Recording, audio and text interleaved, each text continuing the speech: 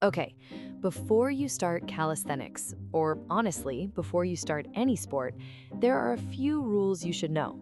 Because these rules will save you time, they'll keep you safe, and they'll help you actually make progress without burning out, so your journey won't feel overwhelming and it can last for life. Okay, so the first important rule is learn how to breathe. So, why is this important? Because when you learn to control your breathing, you can control your heart rate, your muscle tension, your range of motion, your focus, your whole body.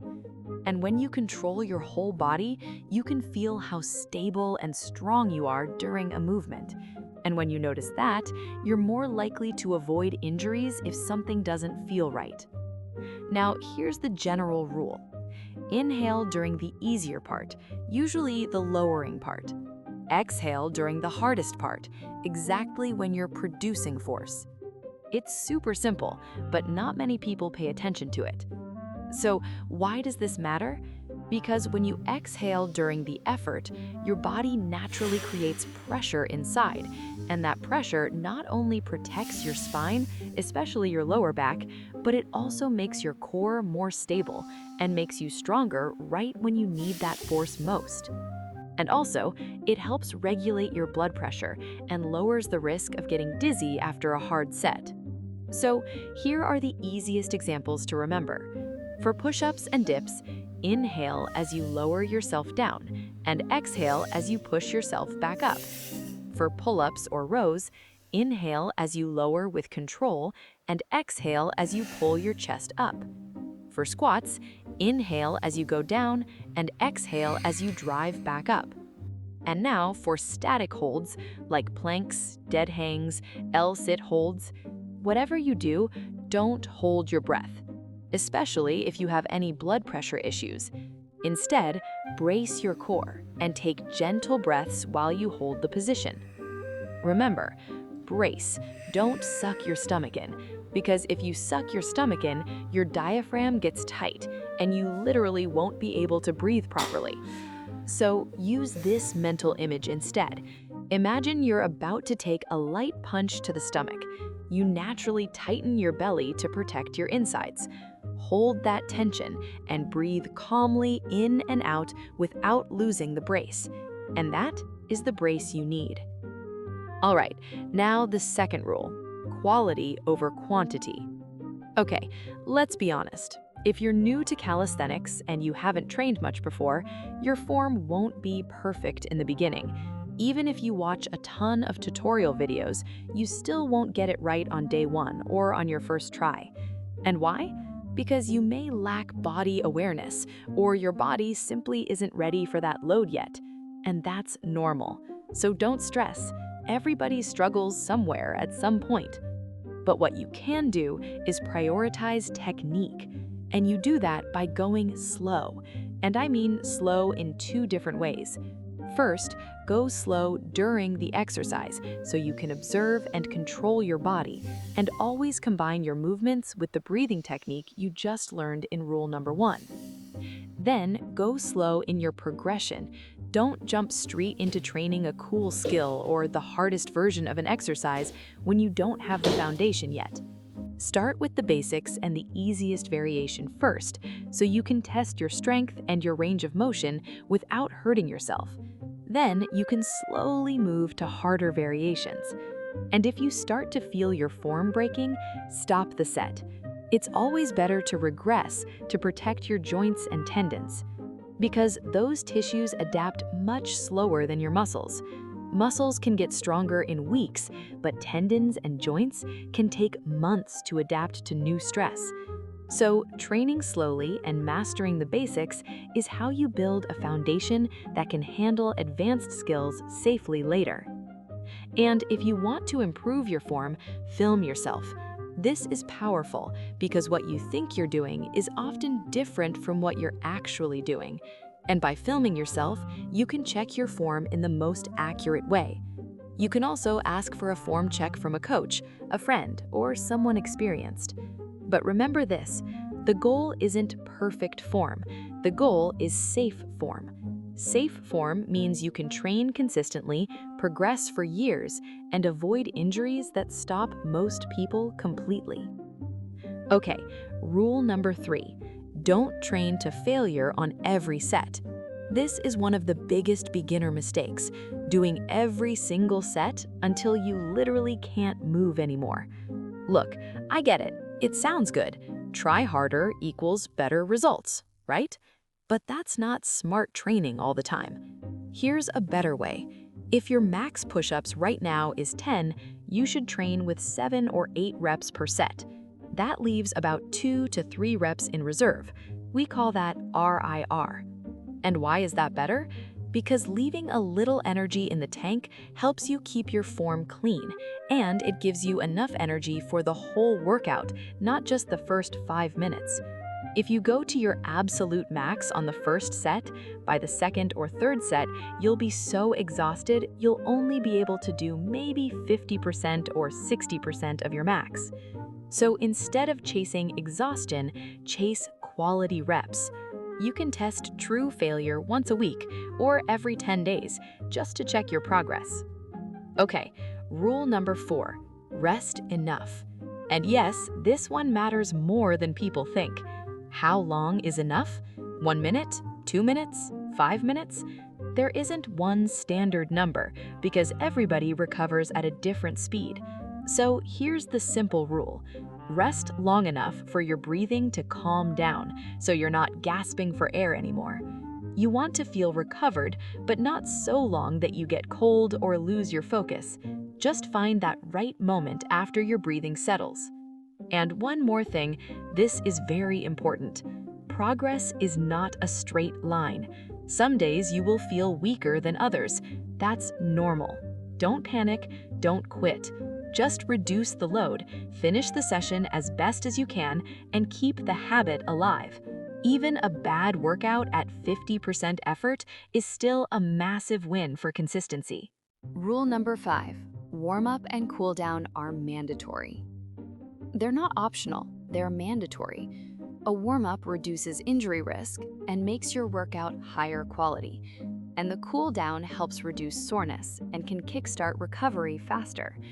So here's what a good warm-up looks like. 3 essential parts. First, raise your heart rate and body temperature. 1 or 2 minutes of walking, jogging, or jumping jacks. Simple, just to tell your body it's time to move. Second, dynamic mobility. Move your joints from top to bottom through their range of motion, especially the ones that do most of the work in calisthenics, like the wrists. Third, activation. Do light sets of easy moves, like scapular push-ups, assisted squats, so you wake up your muscles for the workout. And one important rule, save long static stretching for the cool down or for a separate mobility session. Avoid long stretches right before heavy training because it can temporarily reduce your strength and power. Rule number 6, progressive overload. This is how you actually get stronger. No man ever steps in the same river twice. Every session is a new experience for your body, even if you do the same exercises, sets, and reps. So as your body adapts and gets stronger, you must increase the challenge. You can do this by increasing reps, sets, difficulty, range of motion, tempo, and sometimes external weight. But be smart. Only increase one variable at a time.